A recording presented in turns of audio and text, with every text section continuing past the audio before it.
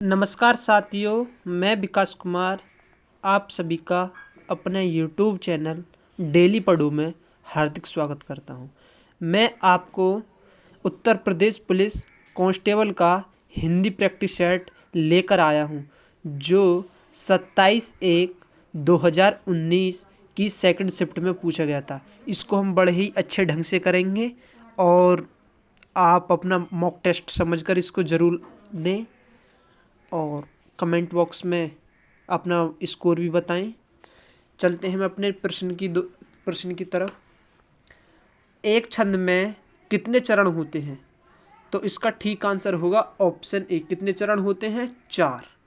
अगला प्रश्न, निम्नलिखित प्रश्न में 4 विकल्प में से उस विकल्प का चयन करें जो दिए गए मुहावरे के सही अर्थ वाला विकल्प है। यानी कि गीदड़ भभकी यानी कि इसका अर्थ है कोरी धमकी देना, यानी कि ऑप्शन ए। अगला प्रश्न, रस का संबंध किस धातु से माना जाता है? तो रस का संबंध किस धातु से माना जाता है? ऑप्शन बी, क्रय से। और अगला प्रश्न 117वां, निम्नलिखित प्रश्न में 4 विकल्पों में से उस सही विकल्प का चयन करें जो निर्देशानुसार वाक्य परिवर्तन वाला सही विकल्प है। हाथी ने केला खाया, तो इसमें कर्मवाच्य कौन सा होगा? ऑप्शन सी, हाथी द्वारा केला खाया जाता है। अगला प्रश्न, इनमें से किस चिन्ह का अर्थ आधा रुकना? यानी कि आधा रुकना यानी कि किसी को हम लय में गाते हैं तो हल्का सा रुकते हैं, तो उसको क्या बोलते हैं? अल्प विराम अर्ध विराम।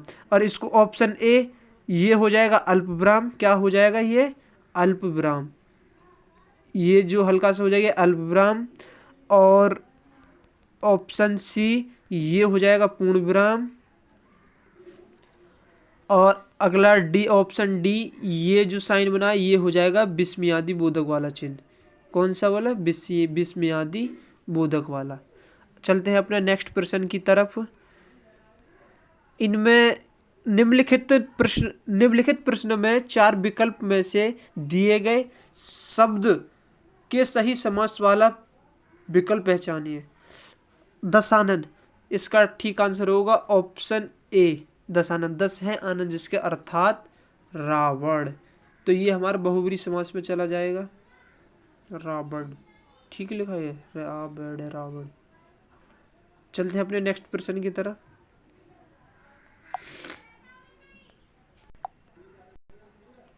निम्नलिखित प्रश्न में वाक्य की संरचना के आधार पर उसका भेद बताएं। अनु ने देखकर निबंध लिखा, तो इसका ठीक आंसर होगा ऑप्शन बी, पूर्वकालिक क्रिया। तो पूर्वकालिक क्रिया वह क्रिया होती है जो भी व्यक्ति, यानी कि एक क्रिया से पहले किया गया कार्य। जैसे कि रमेश चाय पीकर सो गया, तो उसने सोया तब उसने चाय पी। जैसे मोहन रोटी खाकर स्कूल गया, तो पहले उसने रोटी खाई फिर स्कूल गया। तो इस प्रकार इसका ठीक आंसर ऑप्शन बी। चलते हैं अगले प्रश्न की तरफ। निम्नलिखित प्रश्न में 4 विकल्प दिए गए हैं, जिसमें से उस विकल्प का चयन करें जो दिए गए शब्द का सही स्त्रीलिंग शब्द हो। प्रधानकर्ता को हमें स्त्रीलिंग बताना है, तो इसका ऑप्शन सी हो जाएगा प्रधानकर्त्री। क्या हो जाएगा इसका ठीक आंसर? प्रबंधकर्त्री। सॉरी, मैं प्रधान कर रहा हूं, तो इसका प्रबंधकर्त्री। अगले प्रश्न, नीचे दिए गए शब्द का सही बहुवचन रूप वाला शब्द नेता। ये बहुत मोस्ट इंपोर्टेंट क्वेश्चन है, ये बहुत एग्जाम में आता है। नेता का बहुवचन बनाना है तो नेता ही होगा, ऑप्शन डी, नेता। चलते हैं अपने नेक्स्ट प्रश्न की ओर। नीचे दिए गए शब्द का सही बहुवचन रूप वाला विकल्प पहचानिए। ऋतु का हमें बहुवचन बनाना, तो इसका ठीक आंसर होगा ऑप्शन ए, ऋतुएं। क्या होगा? ऑप्शन ए, ऋतुएं। चलते हैं अपने नेक्स्ट प्रश्न की तरफ। स्वर रहित व्यंजन जब स्वर सहित व्यंजन से मिलता है तब क्या कहलाता है? तो उसको क्या कहते हैं? संयुक्ताक्षर, ऑप्शन ए। जैसे कि मैं तुम्हें बता दूं, ये हमारा 6 क्षत्रिय कैसे बनता है? आधा के और से। ये जो प्लस ये आधा क्या, ये इसमें स्वर इंक्लूड नहीं है, ये प्योर व्यंजन है, और ये श ये स्वर सहित है। जैसे हम इन दोनों को आपस में कनेक्ट करेंगे तो हमारा तीसरा वर्ण निकल के आएगा, यानी कि क्षत्रिय। चलते हैं अपने नेक्स्ट प्रश्न की तरफ। कौन सा व्यंजन नासिकीय द्वारा बोला जाता है? नासिकीय अर्थात नाक से हवा निकलती हो, नाक से द्वारा बोला जाता है। ऑप्शन ए अण। कौन सा? ऑप्शन ए अण। चलते हैं हम अब नेक्स्ट प्रश्न की तरफ। क्या है इसका आंसर? ठीक आंसर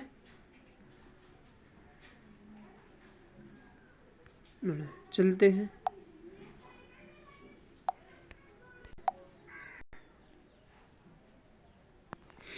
131वां प्रश्न।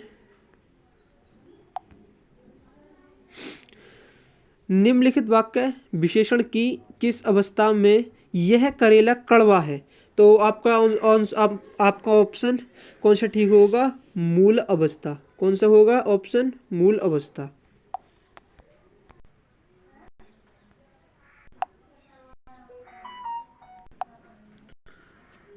आपके सामने एक निर्देश दिया गया है जो 136 से 140 कुछ मतलब प्रश्न के आंसर देने हैं। व्यवसायीकरण की आंधी से खेलों की दुनिया भी नहीं बच रही सकी। आज खेलों का अपना एक अलग अर्थशास्त्र है। पिछले दिनों भारत में आयोजित इंडियन प्रीमियर लीग यानी आईपीएल ने यह साबित कर दिया कि खेलों का बाजीकरण किस हद तक किया जा सकता है और यह कितने भारी लाभ का सौदा है। हालांकि पहले से ही क्रिकेट में पैसों की भरमार रही है, लेकिन आईपीएल ने इस खेल की अर्थव्यवस्था को ऐसा विस्तार दिया है कि इसका असर लंबे समय तक बना रहेगा। एक अनुमान के मुताबिक भारत में खेल उद्योग का आकार 10,000 करोड़ रुपए सालाना तक पहुंच गया। खेलों ने उत्सव का रूप धारण कर लिया है। यह हमारे दिन प्रतिदिन के जीवन को प्रभावित करते हैं। बाजार ने खेलों को एक ऐसे उद्योग में तब्दील कर दिया है कि इससे सामान्य जनजीवन पर असर पड़ने लगा। मैच के हिसाब से लोग अपनी दिनचर्या तय करने लगे हैं। क्रिकेट के अलावा अगर देखें तो भारत में भी अन्य खेलों में पैसों का दखल बढ़ा है। वर्ष 2008 बीजिंग में संपन्न ओलंपिक ने भी यह साबित कर दिया कि खेलों की अपनी एक अलग अर्थव्यवस्था है और भूमंडलीकरण के इस दौर में इसकी उपेक्षा नहीं की जा सकती है। तो बहरहाल अब हालात ऐसे हो गए हैं कि खेल प्रतिस्पर्धाएं कई बहुराष्ट्रीय कंपनियों के बजट पर असर डालने लगी हैं। इस बात में किसी को भी संदेह नहीं होना चाहिए कि खेलों ने एक उद्योग का स्वरूप ले लिया है। बहरहाल इस बार के बीजिंग ओलंपिक के बाहर मुख्य प्रायोजक थे। इसमें कोडक जैसी कंपनी भी शामिल रही, जिसने आधुनिक खेलों का 7 वर्ष 1896 से ही दिया है। इसके अलावा ओलंपिक के बड़े प्रायोजकों में कोका कोला भी थी, जो वर्ष 1928 से ओलंपिक के साथ जुड़ी हुई। इन 12 मुख्य प्रायोजकों से आयोजकों की संयुक्त आमदनी $866 मिलियन तक पहुंच गई है। आपके सामने 136वां प्रश्न। तो इसका हम आंसर आपको बताएंगे। ठीक है। खेलों की दुनिया किसकी चपेट में आ गई?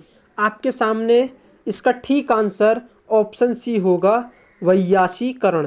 तो इसका ठीक आंसर कौन सा होगा? वैश्वीकरण। अगला प्रश्न, खेल की अर्थव्यवस्था को बढ़ावा किससे मिलता है? तो किससे मिलता है खेल की अर्थव्यवस्था को? हमने पढ़ा था गद्यांश में आईपीएल का जिक्र हुआ था, तो इसलिए इसका ठीक आंसर ऑप्शन बी, आईपीएल यानी कि इंडियन प्रीमियर लीग। अगला प्रश्न, बाजार का खेलों पर होने वाले प्रभाव का असर और किस पर दिखाई दे रहा है? तो हमने पढ़ा था किस पर दिखाई देता? आम लोगों पर। इसका ठीक आंसर होगा ऑप्शन सी, आम लोगों पर। अगला प्रश्न, खेल प्रतिस्पर्धाओं का किसके बजट पर असर हो रहा है? तो किसके उस पर हो रहा है? बहुराष्ट्रीय कंपनी आई थी, हमने पढ़ा था उसमें, ऑप्शन ए इसका ठीक आंसर होगा। अगला प्रश्न, विभिन्न प्रायोजकों से किसकी संयुक्त आमदनी में इजाफा हुआ है? तो किसकी में हुआ? ऑप्शन ए आयोजकों के में। चलते हैं अपने अगले प्रश्न की तरफ। निम्नलिखित प्रश्न में 4 विकल्प में से उस विकल्प का चयन करें जो दिए गए पद के उचित अलंकार रूप का शब्द अच्छा हो। तरनी, तनुजट, तर, तमाल, तरुवर, बहुछाय। तो इसका ठीक आंसर होगा ऑप्शन ए अनुप्रास अलंकार। अनुप्रास अलंकार की परिभाषा ये कहती है कि दिए हुए श्लोक में या दिए गई कोई पंक्ति में अगर एक वर्ण समान आता हो तो इसमें क्या आ रहा है? ते, ते, ते, ते, यानी कि ते वर्ण की आवृत्ति बार बार हुई है इसमें। तरनी, तनुजा, तट, तमाल, तरुवर, बहुछाय। तो इसका ठीक आंसर होगा ऑप्शन ए अनुप्रास अलंकार। अगला प्रश्न, निम्नलिखित प्रश्न में 4 विकल्पों में से उस विकल्प का चयन करें जो रेखांकित शब्द का सही अव्यय का भेद हो। आज दिन भर वर्षा होती रही। तो इसका ठीक आंसर क्या होगा? इसका ठीक आंसर होगा ऑप्शन ए क्रिया विशेषण, यानी कि क्रिया की विशेषता बताई, यानी कि क्रिया विशेषण। इसका ठीक आंसर होगा ऑप्शन ए क्रिया विशेषण। चलते हैं अपने हम नेक्स्ट प्रश्न की तरफ। वाक्य को शुद्ध बताना है हमें। आप नानी के घर जाओ। तो शुद्ध कौन सा विकल्प होगा? आप नानी के घर जाइए, यही ठीक आंसर होगा हमारा ऑप्शन ए।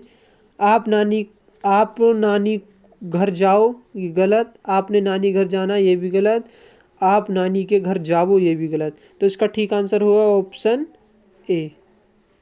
चलते हैं नेक्स्ट प्रश्न की तरफ। निम्नलिखित प्रश्न में 4 विकल्पों में से उस विकल्प का चयन करें जो दिए गए शब्द का सही समान अर्थ वाले हो। कौशल, कौशल एक अपने आप में क्या है? ऑप्शन ए दक्षता। अगला प्रश्न की तरफ। अवगुण शब्द में उपसर्ग कौन सा है? अब उपसर्ग आपको पता है, यानी कि स्टार्टिंग का बढ़ जाए। उपसर्ग कौन से? उपसर्ग वह होते हैं जो शब्द के शुरू में लगते हैं। तो इसका ठीक आंसर क्या है? ऑप्शन सी उपसर्ग। अब निम्नलिखित प्रश्न में 4 विकल्पों में से उस विकल्प का चयन करें जो प्रत्यय से नहीं बना है। लालिमा, लालिमा में कौन सा प्रत्यय? म। शक्तिमान, मान, टुकड़ी, डी, ई। सफल, सफल में कोई प्रत्यय नहीं है। इसका ठीक आंसर ऑप्शन डी। अगला प्रश्न,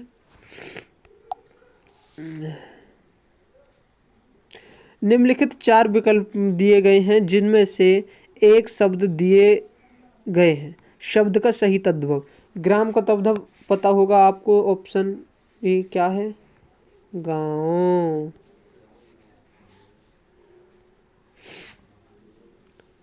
अगला प्रश्न, निम्नलिखित प्रश्न में 4 विकल्प दिए गए हैं, शब्द का विपरीतार्थ यानी विलोम शब्द बताना है। बंधन, किसी बंधन में बंधना। तो इसका ठीक आंसर होगा ऑप्शन डी मुक्त। क्या है? ऑप्शन डी मुक्त, यानी कि किसी बंधन में बंध जाते हैं तो मुक्त यानी कि मुक्त हो जाते हैं। जैसे रोग से मुक्त, यानी कि रोग से मुक्त हो गए। अगला प्रश्न, निम्नलिखित प्रश्न में 4 विकल्पों में से उस विकल्प का चयन करें जो सही संधि विच्छेद है। सूक्ति का संधि विच्छेद क्या होगा? क्या होगा? सूक्ति।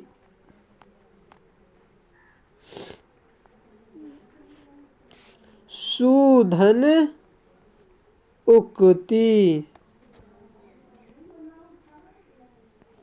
ये ठीक आंसर होगा इसका। अगला प्रश्न 150 और आखिरी और लास्टवा।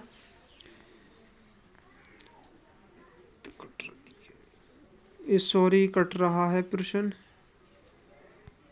पर कोई नहीं, हम करेंगे इसका आंसर। धर्मात्मा में संधि विच्छेद धर्म प्लस आत्मा, इसका ठीक आंसर होगा ऑप्शन बी। क्या होगा? ऑप्शन बी इसका ठीक आंसर। मैं आपको बता दूं धर्मात्मा का,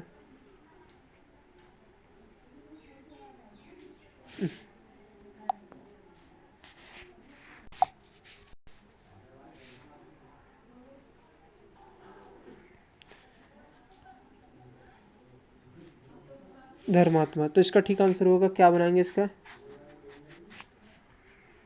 धर्म प्लस आत्मा। तो भाई हमने ये पूरे अपने हिंदी के 37 क्वेश्चन कंप्लीट किए। अगर वीडियो खास इतनी पसंद तो नहीं आई होगी, ये तो मुझे ही पता है, पर लेकिन मैंने ये पहली वीडियो बनाई है, मैंने कोशिश करी है, मैंने फर्स्ट टाइम ये अटेम्प्ट करके देखी है किस प्रकार बनाते हैं। तो मुझसे जो भी गलती हुई, त्रुटि हुई, मुझे माफ़ करना और अपना मुझे बहुत बहुत सारा प्यार दीजिए भाई। माय यूट्यूब चैनल डेली पढ़ो का बहुत ज़्यादा प्यार दीजिए, सपोर्ट करो। और ऐसी ही वीडियो, मतलब इससे थोड़ा सुधार करूँगा अगली वीडियो में, और वीडियो लाऊंगा तो आपके सामने एक और अच्छा सा ज़बरदस्त एक और प्रैक्टिस सेट लेकर आने वाला हूँ। तो इसलिए माय यूट्यूब चैनल डेली पढ़ो को आप अपना बहुत सारा प्यार देकर उसे सब्सक्राइब कर लें और अपने लक्ष्य की तरफ, अपने लक्ष्य की ओर बढ़ते रहिए और जल्द ही कामयाबी पाइए। तो चलते हैं, अगली वीडियो में मिलेंगे। जय हिंद, जय भारत। कमेंट बॉक्स में अपना स्कोर ज़रूर बताएं।